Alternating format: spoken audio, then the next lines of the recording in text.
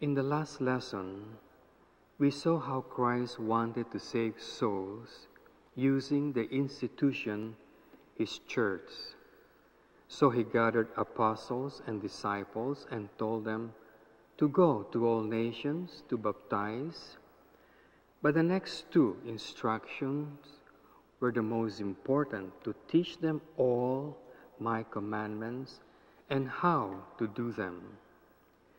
And so the ordinary way that Christ would want souls to be saved is for bishops and priests who are descendants of the apostles and disciples to go to all nations, preach, baptize, but more especially to teach all the commandments of Christ and how to do them, how to obey them. Now the church, every time the commandments are not taught, go into crisis. And whenever the church go into crisis, meaning to say, the members of the Catholic Church begin to decrease, especially those who know the commandments of Christ, to the point that it goes down to a critical level, then God has to intervene directly. Because if God does not intervene, and the few people who know the commands of Christ die, then the gates of hell would have overwhelmed the church, which can never happen. And so what God does is whenever the members who know the commands go down to a critical level, He intervenes directly by teaching either groups of people or single people His commands directly. In the 1500s, we have seen that Saint Francis of Assisi, who knew the commands of Christ and obeyed them, which made him a great saint, by the 1500s, his members, the Franciscans, have forgotten the commands of Christ, or probably they were just ignorant of the commands of Christ. If you're ignorant, then you cannot obey the commands of Christ. And so what does God do? He intervenes with the Franciscan. He chooses a group, He enlightens them, they begin to realize the commandment of Christ, which is to be poor in spirit, and they became the Franciscan observance. And so the same thing that happened with the Carmelites. The Carmelites at the beginning were observing the commands of Christ. Then by the 1500s, they forgot the commands of Christ. So you see, it can happen even to religious orders, that entire religious orders can be totally ignorant of the commands of Christ. The pulse of the Catholic Church, whether it is pleasing to God or corrupt, can be felt in the monastic orders. And so when the monastic orders are down because they do not follow the commandments of Christ or their holy rule, then the whole Catholic Church is down.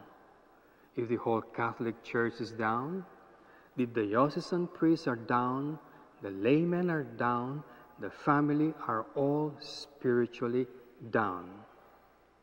It is difficult to feel the pulse of the Catholic Church with the diocesan priests because they do not live in community. But in religious community, it can be perceived because the religious community is supposed to be a little Catholic Church. And vice versa. you can also feel the pulse of the Catholic Church by looking at Catholic families. Because a fervent Catholic Church will only produce fervent Catholic families. And so if the Catholic family is not fervent, it is more because the Church herself is not fervent. So it is so important for us to know the commandments of Christ and for religious communities to obey their holy rules, because that is the summary of the commandments of Christ. Just as during the 1500s, there was hardly any religious community who were following their holy rule, today it is exactly the same situation, that most, not all, but most religious communities do not follow their holy rules, but instead are following spiritualities which has never been approved by the Catholic Church, spiritualities that are new and modern, but you don't know where it was going to lead you.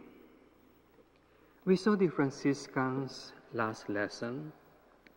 Let us briefly look at the Carmelites.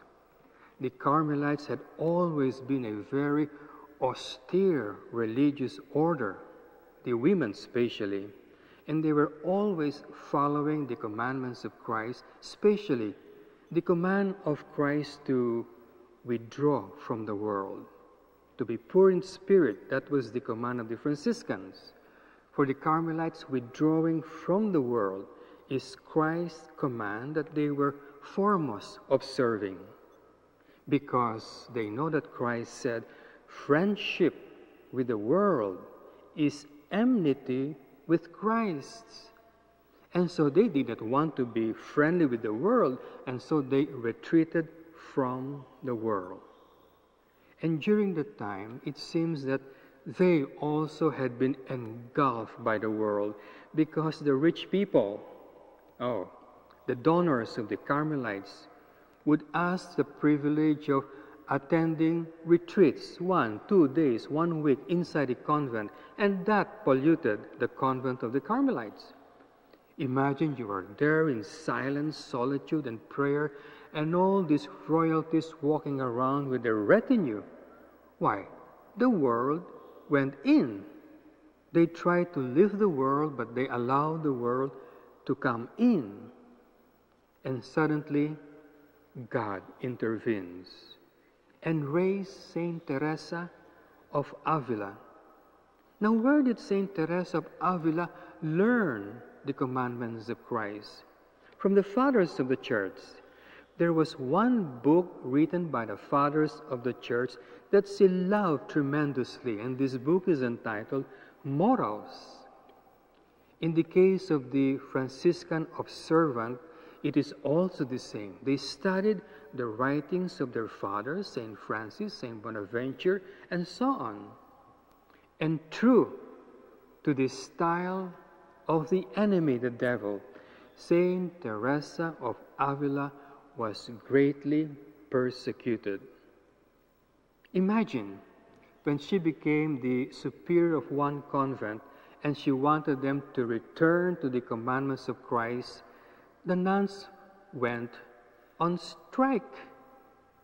I mean, something that only exists in businesses, and here nuns going on strike, and they even almost killed her. And when Saint Teresa tried to get the help of John of the Cross, John of the Cross was jailed by the monks of his own order. So you see, but in spite of that, Teresa of Avila went around and was able to reform many of her monasteries, bringing them back to the observance of the commands of Christ. Then God raised a new order, the Jesuits. Where did St. Ignatius learn all this spirituality and commandments of Christ? Well, he went to a cave in Manresa, in silence, in solitude. By the way, I mentioned that to you before, that the surest help to make you learn the truth is in silence and solitude. That is why the first saints went to the desert precisely to learn faster. St. Paul went to Nablus for a retreat in the desert. That's the fastest way to learn it. Well, Ignatius of Loyola went to Manresa, but he had the guidance of a book written by an Abbot Cisneros, which is very patristic. And in that book, he learned the commandments of Christ. With that, he tried to start a reform. Remember, Martin Luther has just started his revolt. And so Ignatius, who was just a layman, and all his members were at first laymen, they learned the commandments of Christ and observed them, and true enough, persecution came. The first persecution where they accused the Jesuits of being presumptuous in calling themselves Jesuits by the name of Christ, using the name of Christ. St. Ignatius of Loyola was called the precursor of the Antichrist, and his exercises that has produced so many Jesuits was considered to be placed in the book of Index. You know, for your book to be placed in that index is like saying that your book is pornography. And that is the persecution that he underwent, to the point that most of the superiors he appointed were even jailed. By whom? By the men of the church, bishops, cardinals, well, mostly Dominicans and Franciscans, and you can understand that, but definitely by the officials of the Catholic Church who were totally ignorant of the commandments of Christ. In the next lesson, we shall show you more examples how God directly intervenes in the Catholic Church to maintain that knowledge and obedience to the commandments of Christ, which we have referred to as the Catholic faith. May the divine assistance always be with you.